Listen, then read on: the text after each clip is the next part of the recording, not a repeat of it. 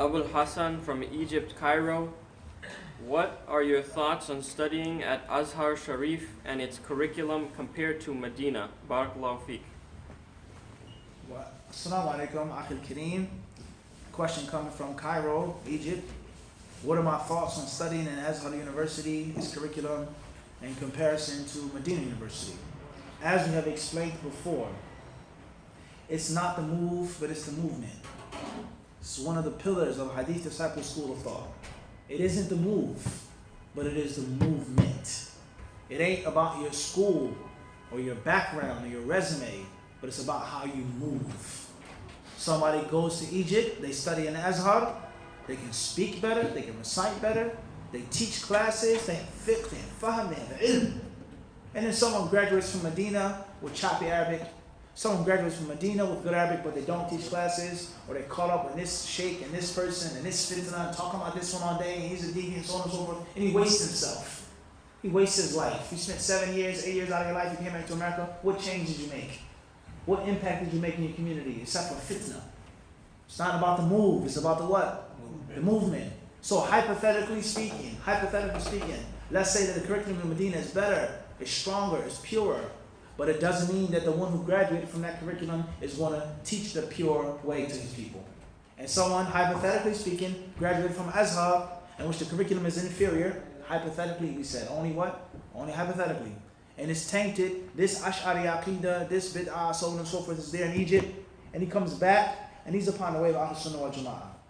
He says, I went to Egypt, I never believed in none of that crazy stuff. I never practiced none of those Bid'ah, I have the Aqidah of Ahl Sunnah, with Allah's attributes with regards to the rest of the deen. I'm Kitab and Sunnah, but that's where I was educated. And he teaches Bukhari, he teaches this book, he explains this tafsir, he helps his people. Medina doesn't mean anything, because it's not about the move. It's only about the what? The movement. Assume what? Formlessness. Don't get stuck in one shape and one form. If you go to Egypt and you benefit and you learn, and you teach that, alhamdulillah. If you go to Medina, you benefit, you learn, and you teach that, alhamdulillah. The problem lies in what student of knowledge it is. Someone who's gullible, someone who's naive, someone who can easily be tricked and duped, and he goes there and he sucks up everything that his teachers say to him. And he comes back messed up. And the same can happen in Medina. But obviously, the religious, the political, the economic and the social life in Saudi is night and day in Egypt. It's different. It's different. All the Arab countries have their ups and downs. So I know brothers that have studied in Egypt. Let's say brothers in Minnesota, Somali brothers. One brother, perhaps he won't get upset by me mentioning his name. Okay? Well, maybe I won't mention his name. He's a young Somali brother. He went to Egypt. He wasn't even in the college yet. He was still studying to get into the college, because it's very strict and rigid conditions for getting into the college. This guy was sharp as a razor blade, mashallah. His Arabic, his Quran, his akhlaq, his aqidah. He was a beautiful brother. And I would take him and prefer him over 20 other people that graduated from Medina.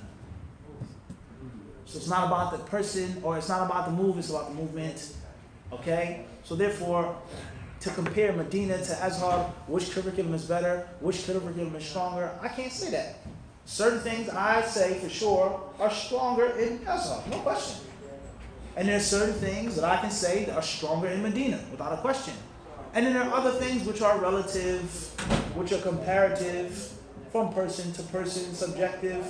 And most importantly, as one of my teachers told me, when I graduated the bachelor's, I was going into the master's program, I said, what section should I go to, Sheikh? Which department should I do? He said, and this is a golden rule that he gave me, he says, Talib al-ilm sayuntiju haythu ma kan. He said, the student of knowledge will produce wherever he goes. The student of knowledge will produce wherever he goes, meaning the real student of knowledge. If you have your head screwed down tightly on your shoulders, if you're sincere, if you're hard-working, mujtahid, if you're patient and humble, you're going to benefit no matter wherever you go. You go to Egypt, you go to Malaysia, you go to South Africa, you're in New York City, Philadelphia, Pennsylvania. You're going to benefit. And a lazy student of knowledge, a wannabe, an imitator, a pretender, an imposter, or someone that really isn't humble, really isn't hardworking, someone that doesn't scrape their knuckles on the ground and work hard, he's going to get minimum benefit even if he's in a gold mine. Even if he's in a gold mine, he's only going to come out with a nugget. He's only going to come out with a little bit of gold. You can be in the lands of the ulama, sit with the ulama every day. We saw this, brothers, with the ulama, with the mashayikh, driving them around, taking them around. Have personal relationship with the mashayikh. He doesn't know anything. He has no ilm, no fiqh. Anyway, somebody who comes only once a night, sits, and he's learned and taking the legacy of that shit. And most importantly, he gives dawah, and he teaches, and he spins from what he has amassed. This is the most important thing, and this is the true nature of seeking him. And not to get caught up in a place. And it's not just Egypt and Medina. The same applies to Yemen. We're going to say the truth, no matter who likes it or not. It's the best place to study in the world. There's no place like this in the whole dunya. This is the only place in which there's a sunnah. This is the only place. What is this speech? What is this speech? How many people you know who went to Yemen and came back? What have they done? What have they produced? What have they given? Who have they taught? Who have they trained and cultivated? And there are brothers who went to other places. They may not have been as prestigious or solid or orthodox as certain places in Yemen. And they did wonders. Because it isn't about the place or the location, but it's about what you do with that knowledge. And be far from bigotry and fanaticism. Do not be a bigot for Medina. Medina. That's it. Azhar, that's it. It's only about the match. That's it. What is this fanaticism? The Prophet ﷺ, what did he say when he heard the companions fighting and arguing? They got into an argument. One man said, Ya lil muhajirin. Oh, the muhajirin. What are the virtue of the muhajirin? What end did the muhajirin have? The muhajirin were better than the Ansar. They did both. They left their homes and they did nusra in Medina. And another man said, Ya lil ansar. He says, the Ansaris. The Prophet ﷺ, what did he say? He said, Adaw al-jahiliyati wa ana bayna adhurikum. He says, is this the call of Jahiliyyah? And I'm in your presence? Are you serious? You going back to Jahiliyyah? This group, that group, this place, this location, this people, those people? He says, Da'uha fa'innaha muntina. He says, get rid of it right now because it stinks. Get rid of it because it stinks. Don't be a fanatic and a bigot for no school, for no country, for no sheikh.